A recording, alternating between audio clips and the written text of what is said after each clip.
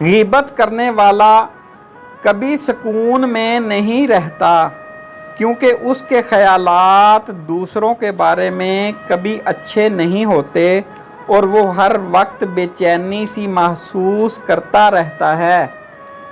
اس قبیح عادت کی بدولت اپنی نیکیاں ضائع کرتا رہتا ہے۔ زنا بہت بڑا گناہ ہے۔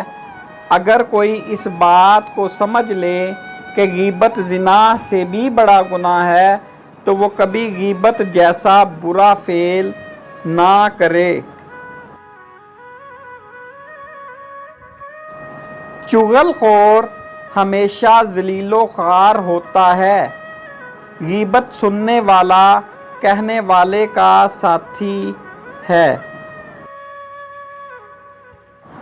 اے انسان، چغلی کی عادت چھوڑ دے، کیونکہ اس بری عادت کی بدولت بھائی بھائی کے درمیان عداوت پیدا ہو جاتی ہے، اور وہ تو نہیں جانتا کہ بھائیوں کے درمیان پیدا ہونے والی اس غلط فہمی اور عداوت کا تمام گناہ تیرے سر پر ہے۔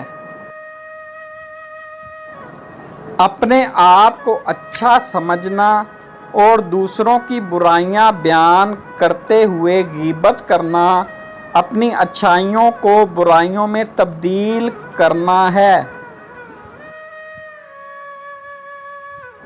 امام ظاہری کا کہنا ہے کہ جس بات کو تو اپنے دوست کے روبرو خطاب کرنا پسند نہ کرے وہ غیبت ہے۔